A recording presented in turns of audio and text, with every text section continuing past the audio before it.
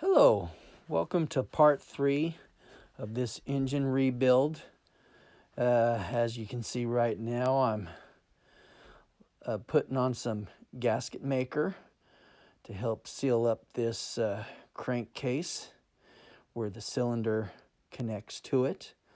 I've got it on fast speed, so make the video more watchable.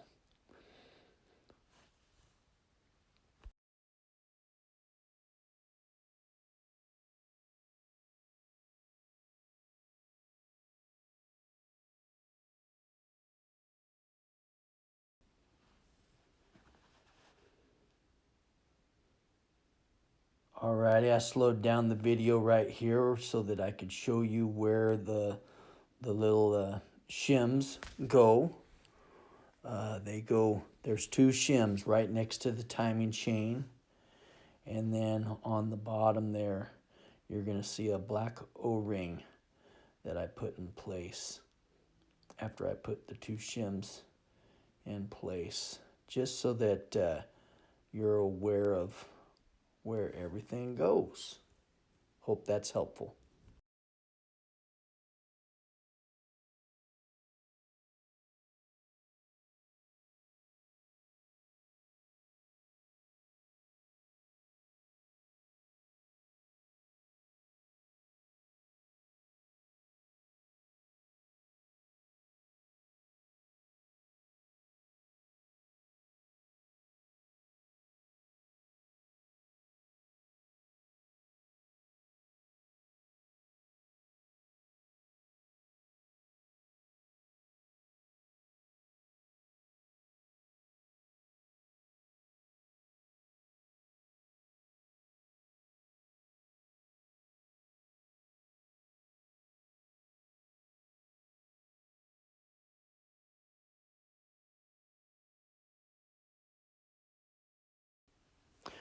Alrighty, now I got it speeded up again to speed up this gasket maker.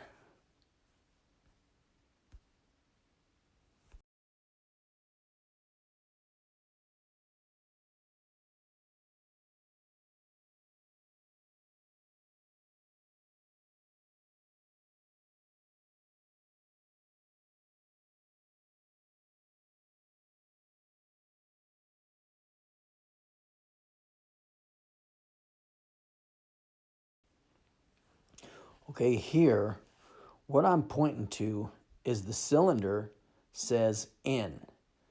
Uh, I think that stands for intake. So make sure that the N on the piston is on the intake carburetor side of the cylinder.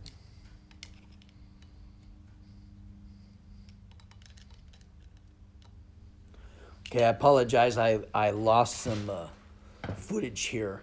But anyways, what I did was I installed the piston into the cylinder before I put the cylinder onto the engine. And what I'm doing right now is to remove the piston, I removed one of the circlips, and I was reconnecting the circlip onto the piston before sliding the cylinder the rest of the way down. For me, it seems like it's easier to do it that way.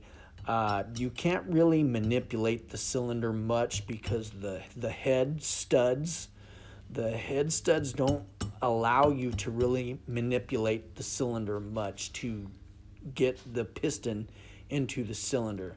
And so to solve that, I removed the piston from the rod and I inserted it in the cylinder, the bottom of the cylinder. But I did it with enough of the piston hanging out the bottom to reconnect with a circlip to reconnect the piston back to the rod. I apologize for losing that footage, but hopefully you get the gist of how I did that.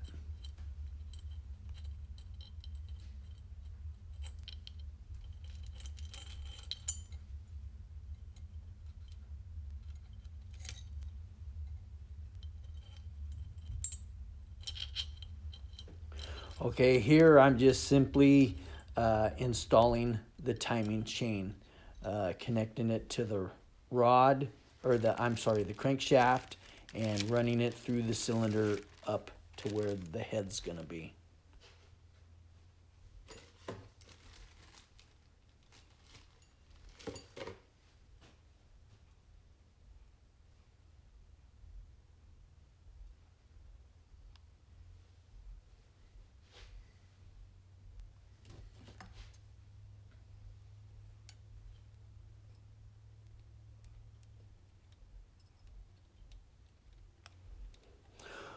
Lubricating the timing chain tensioner, and now I'm installing the timing chain roller on the tensioner, the roller on the tensioner.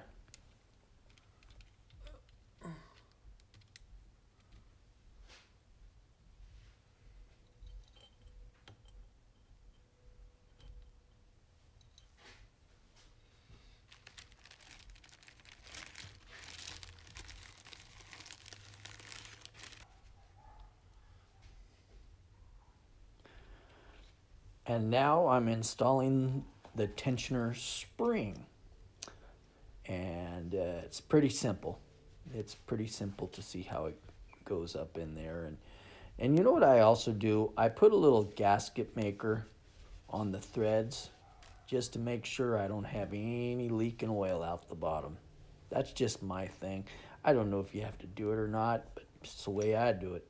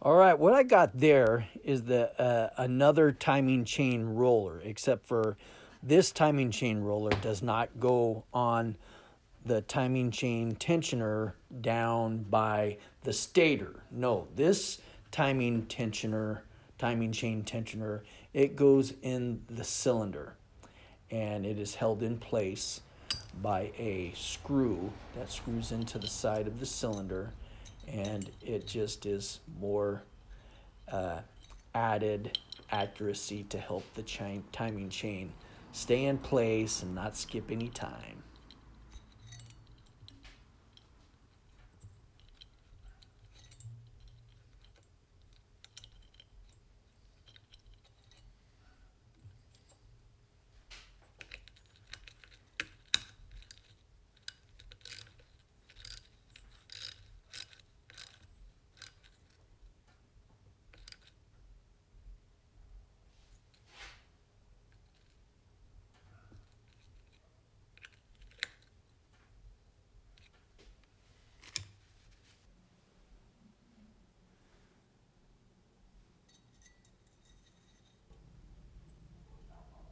Okay, here I'm showing you where the three shims on top of the cylinder, between the cylinder and the head. There's two steel shims that have no black seal on them. And then there's a third shim that does have a seal. There you can see it right there. So the two steel shims go kind of crisscross away from each other. One at the bottom of the where the timing chain is, and the one at the top crisscrosses to the other side. And that's the two steel shims. And then on that left lower head stud, that's where the shim with the little black O-ring seal goes. So that's how that's done. The fourth head stud doesn't have a shim at all. So only three steel shims, one with a black O-ring, two without. And then you got that little black O-ring on the bottom there. I'm not sure what the heck that's for, but just make sure that little black O-ring is where it belongs.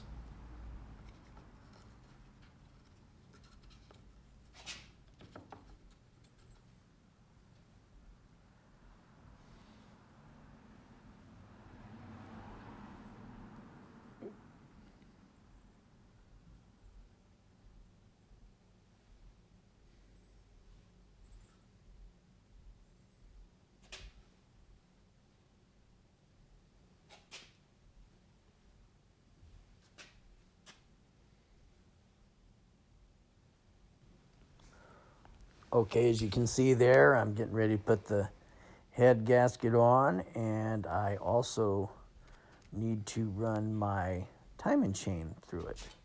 The timing chain goes on the outer part of the head gasket.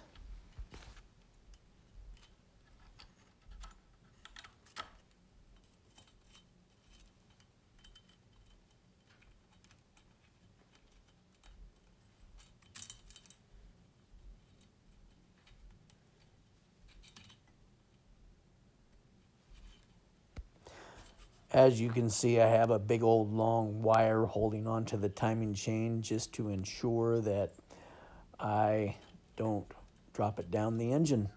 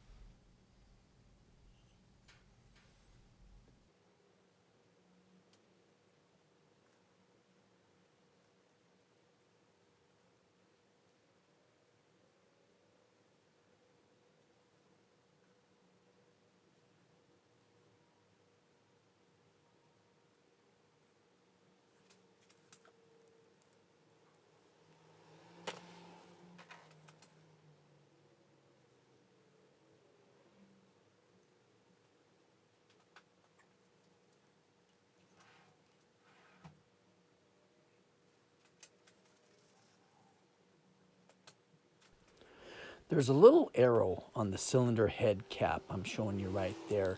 Make sure that arrow is pointing down.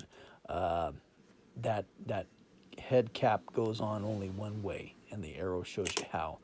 Also, I apologize. I lost the footage of me torquing down the head bolts, and so here we are. I'm getting ready to install the stator here. And don't forget, there's two little O-rings, two little black O-rings that go where the screw holes are. And then also, the stator is supposed to be sealed. There's a black O-ring that goes around it. There's a seal in the middle of the stator that seals up the crankshaft. It's supposed to be sealed. There's here I'm lubricating that seal that goes on the crankshaft. Yeah, it's supposed to be sealed up. There's not supposed to be any oil leaking from the stator. And so there's me putting the O-rings on the screw holes. And so, yeah, the stator's supposed to be sealed up. So not supposed to be any oil leaking. So make sure it's sealed up good and tight.